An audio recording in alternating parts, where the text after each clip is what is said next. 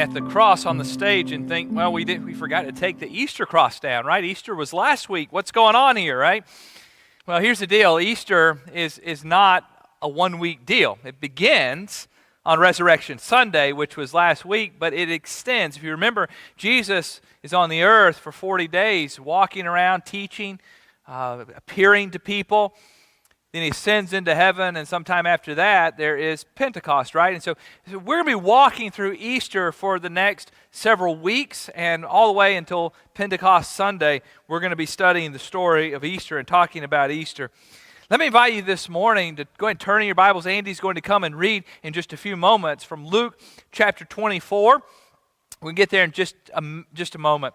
It's great to have the kids in worship with us this morning and helping out in worship. I grew up as a kid who was in church, and we were one of those committed families in church because we went to church on Sunday nights, okay? Not everybody went to church on Sunday nights, but our family went to church on Sunday nights. And I remember even as a small child laying my head on my dad's knee or leg and going to sleep while the preacher was preaching. I didn't hear everything that was said in church, but I grew up in church, and I was surrounded by church, and I had the environment of church around me growing up. But there's one story that captivated me ever since I was a small child, and that's the story that we're going to be looking at today. It's the disciples on the road to Emmaus. It's a great story. And so we're going to be in Luke chapter 24 this morning. But just to give you some context of a story, I want to take just a few minutes to kind of review where we were last week, and this will help us understand where we are this week.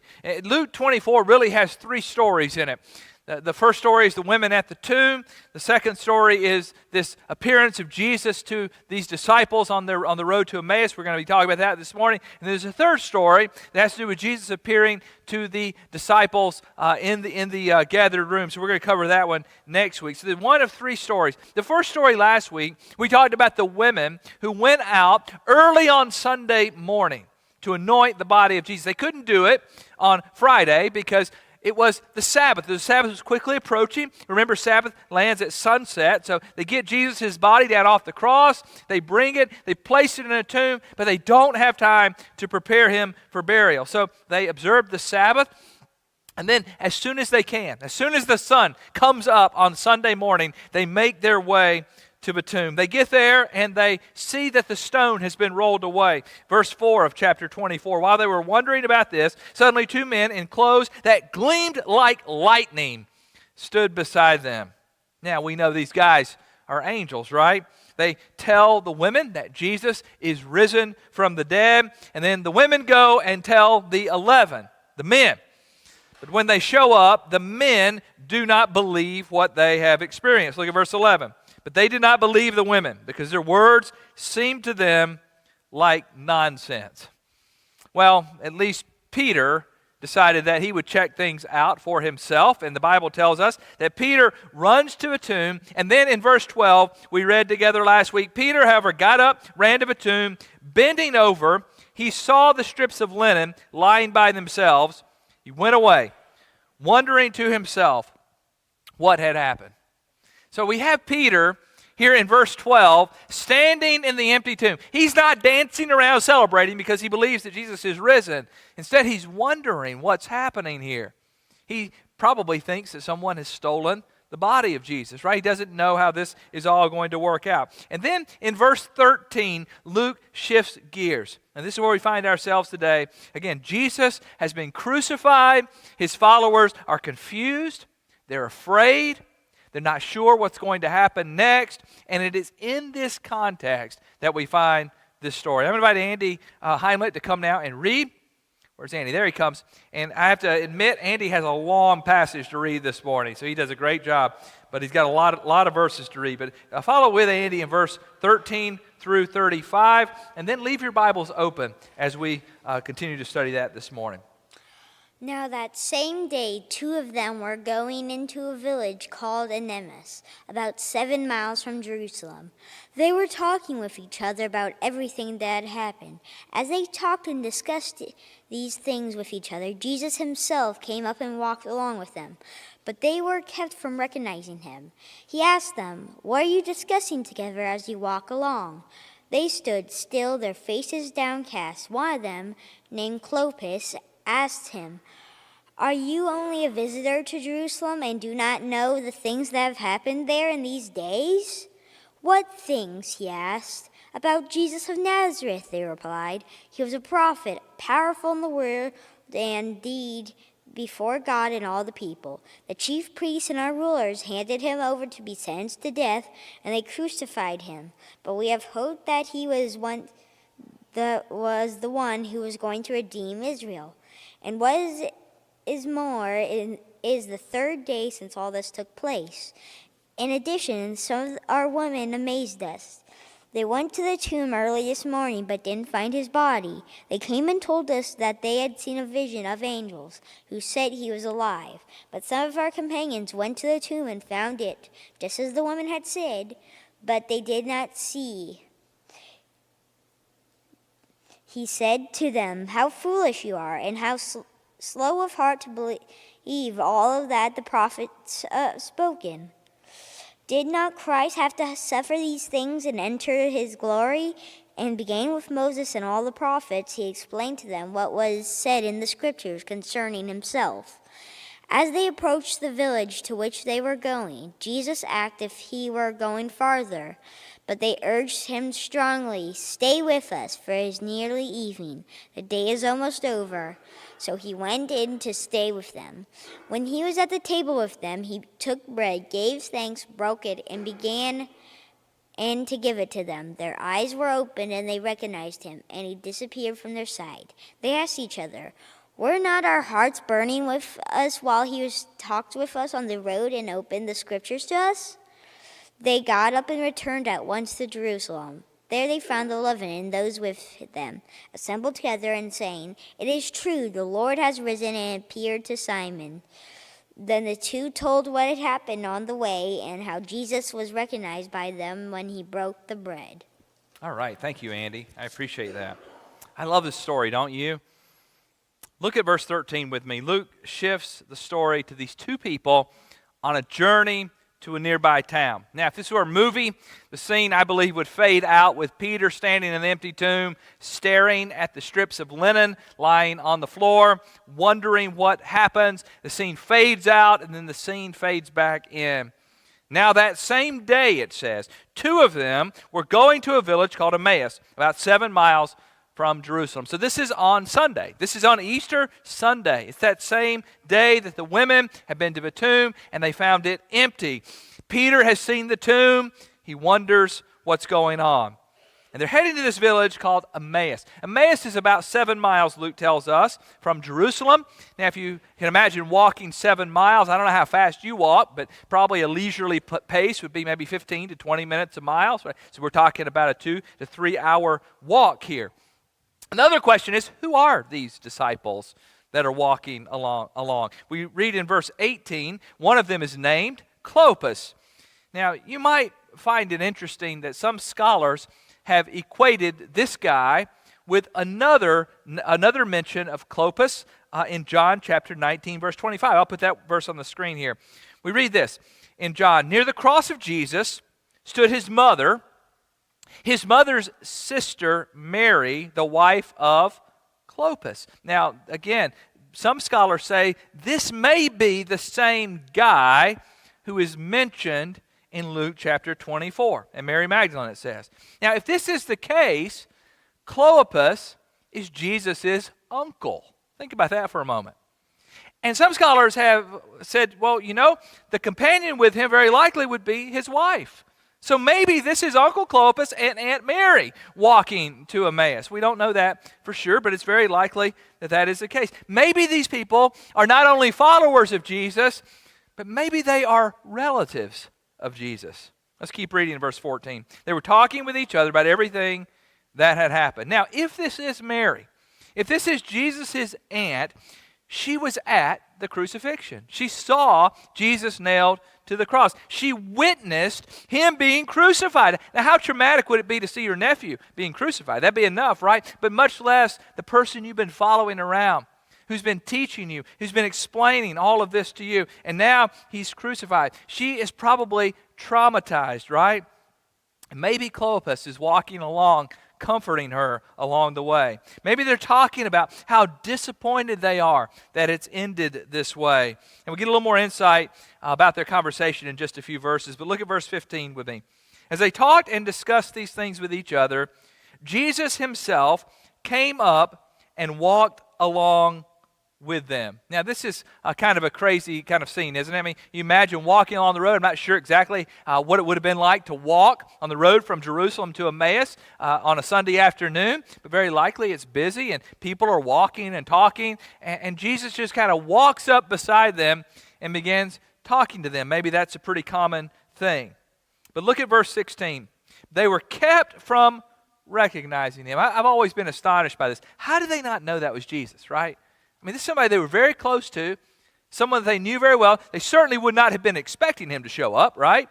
But the Bible tells us that they are kept from recognizing him. I think something supernatural is going on that actually keeps them from understanding who Jesus is. So these two disciples, maybe even relatives of Jesus, very close to all that has happened, are walking along and they're talking with Jesus, but they don't know that they're talking with Jesus. And I love how Jesus approaches them. Look at verse 17. He asks them, "What are you discussing together as you walk along?" They stood still, their faces downcast. You know, I don't know about you, but if I'm Jesus and I'm risen from the dead, I'm going to show up and go, "Hey, look guys, it's me," right? I'm risen from the dead. The grave could not hold me, right? That's what I'd be saying. But Jesus is very subtle here, isn't he? He just kind of walks up. "What are you guys talking about?" Right? Clopas, I don't know if the question catches him off guard or if he's just so much hurting inside. The Bible tells us that he stops. You've been walking along, talking with somebody, and you get to something like so profound that you got to use your brain, and you can't use your feet and your brain at the same time, and you have to stop, right? Maybe you turn around, picture them stopping, turn around and go, "What are you talking about?" Look at what Clopas says to him.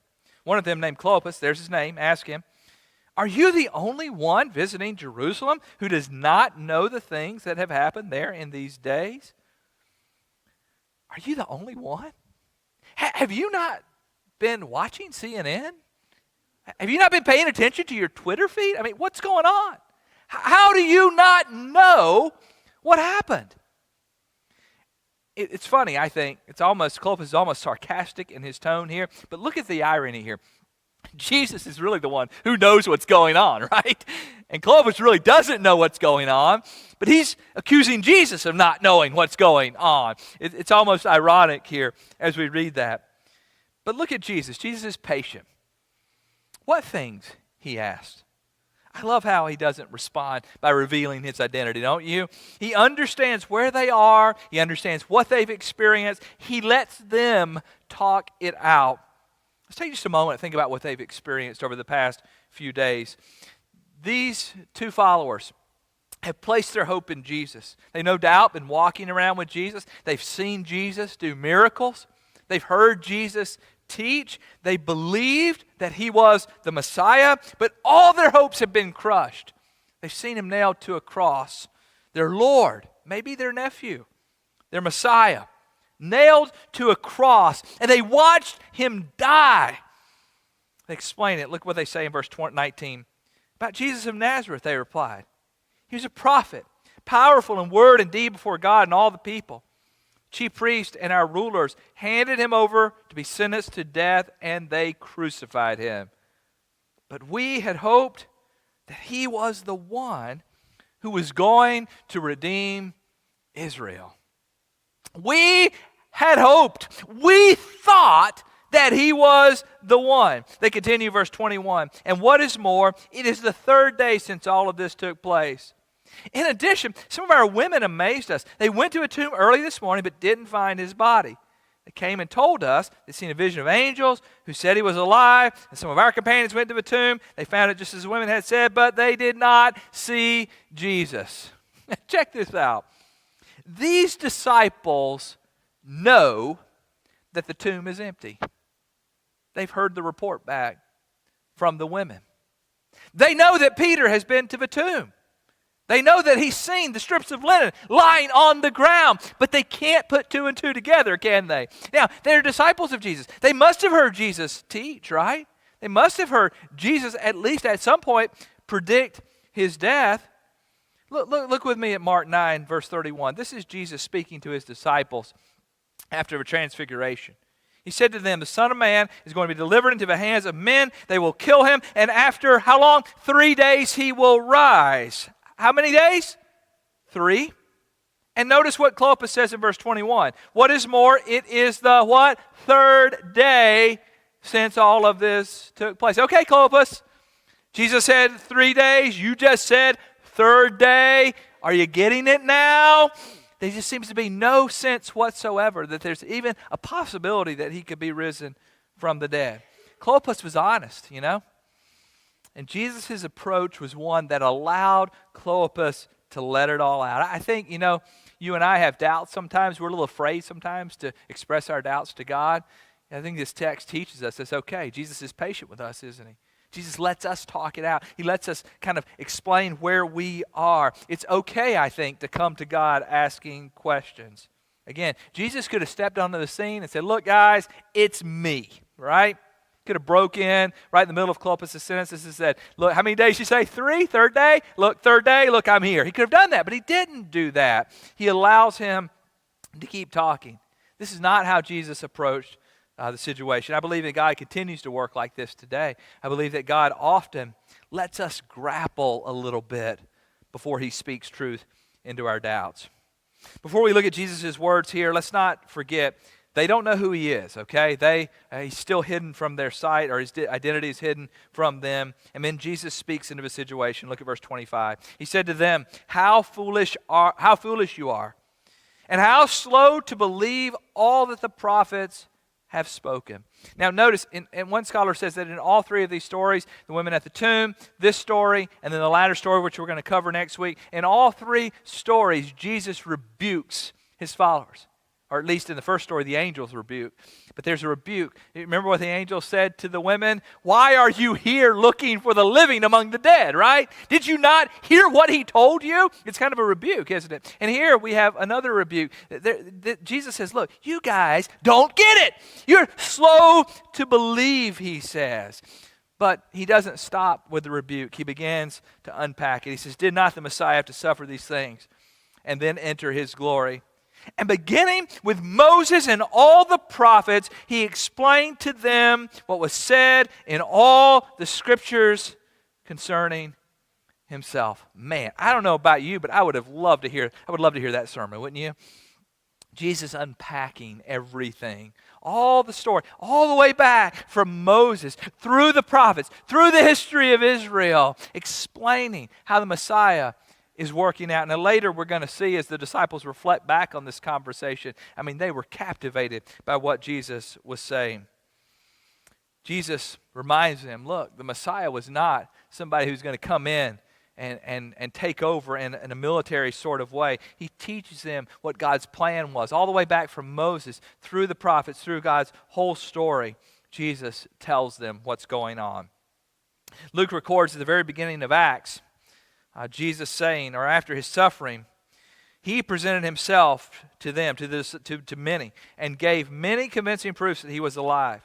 He appeared to them for over a period of 40 days and spoke about the kingdom of God. So this isn't the first time that Jesus is doing this, teaching from the Old Testament scriptures. He's going to keep doing this. He's going to do it with a broader group of disciples. Next week, we're going to get down in verse 45. If you just move down to verse 45, you can see with the whole group of disciples, Jesus opens their minds so they can understand the scriptures. He told them, this is what is written. The Messiah will suffer and rise from the dead on the 3rd day, and repentance for forgiveness of sins will be preached in his name to all nations, beginning in Jerusalem. You are witnesses of these things. Here's the plan, okay? This is how it's been working out throughout all of history, and this is how the Messiah fits in. And Clopas and his companion are listening, and they're walking with Jesus. I find it interesting that there's no other word from Clopas and his companion. They don't talk. I mean, once Jesus starts talking, they don't have anything to say. You notice that? It's just like they're just listening. We keep going in the story here. They reach their destination. And again, in that day and time, nightfall comes on. You didn't want to be traveling anymore because The road was a dangerous place. There were robbers, right? There were muggers out there. And so when the sun starts going down, you probably need to find a place to stay. And so it says in verse 28, as they approached the village to which they were going, Jesus is like, hey guys, I'm heading a little further. We'll see you later. Good to talk to you. Good to hang out with you. And they're like, no, wait a minute. Come in. We want you to stay with us. We want you to come in and eat with us. We want to hear more about the story. And they beg Jesus to come in. And Jesus says, okay, we'll go in. I'll go in. I'll stay with you guys. Now, I don't know. Again, we don't know if this, I've always envisioned the road to Emmaus being two men, right? How many of you have always thought of the road to Emmaus as two men walking along? But we don't know that. It just says Clopas and his companion. And likely it's his wife. And it is his wife. She's probably the one who gets the dinner cooked. And Clopas and Jesus are probably hanging out before dinner. And you know, we don't have these words, but I bet that they talk some more. I bet that Jesus kept answering questions and talking to him.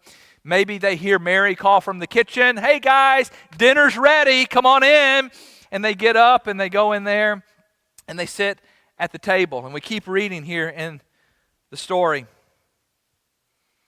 Verse 30, when he was at the table with them, he took bread, gave thanks, broke it, and began to give it to them. Now, I don't know about you, but this reminds me a little bit of another time when Jesus was gathered with his followers at mealtime, right? When was that? The Lord's Supper, just a few days before. Now, very likely Clopas and his companion were not at the Lord's Supper. That was really just the 12 who were gathered with Jesus there. But I want you to look at the similarity in language. Look at chapter 22, verse 19 describes the Lord's Supper. I'll put this one on the screen. He took bread, gave thanks, and broke it, and gave it to them. Same sort of deal there, isn't it? Same sort of posture that Jesus is taking on here. But look at what happens in verse 31. Then their eyes were opened, and they recognized him, and he disappeared from their sight. Wow, that's cool, isn't it? What a mysterious sort of thing.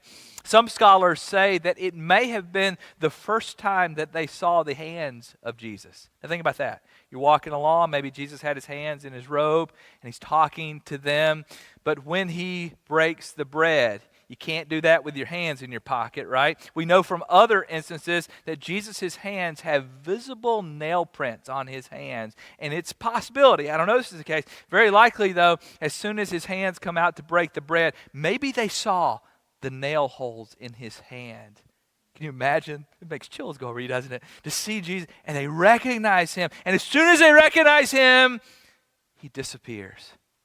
Whoa, right? What a story. How cool is that? We keep reading here. Look at verse 32. I love this. They ask each other, were not our hearts burning within us while he talked with us on the road and opened the scriptures to us? I knew, right? I knew there was something special about this guy. When he was explaining it, was there not something going on inside of us? How did we not know? I bet they're going, did you know? No, I didn't know. Did you know? No, I didn't know. How did we not know that that was him? You know, they had to be having that conversation. The text tells us they got up and returned at once to Jerusalem. Now, you might get this impression based on the NIV translation. They just like get up from the meal and don't even eat the meal and just go, right? But look at the ESV. The ESV says they rose that same hour and returned to Jerusalem. So maybe they finished the meal. Maybe they talked a little bit. But very quickly, they get up and they head back to Jerusalem. Now, what we don't really see in the text from our 21st century vantage point is that this would have been very uncommon to travel back to Jerusalem at night. In fact, it would be very dangerous for them to do this. They were risking their lives to go back to Jerusalem at night. Again, the road was not a place that you would travel after dark, but they don't care. Their safety is not their primary concern. They've seen the risen Lord, and they got to tell somebody. So they pack it up, and even at the risk of their own safety, they head back to Jerusalem to make it to the other disciples. Look what it says here, verse 33. They got up and returned at once to Jerusalem. There they found the 11 and those with them assembled together. Now you can imagine that scene, right? Again, what have these been through? These people have seen, the women have been to the tomb, they've come back, they've told the story. Peter's been there, he's seen the empty tomb, but they're not sure how it's all going to work out. They're gathered together, it's late at night, they're not sure if they're next on the list to be crucified. Someone knocks on the door. Who is it? It's Clopas, it's Mary. Wait a minute, didn't they travel to Emmaus? Aren't they supposed to be in another city?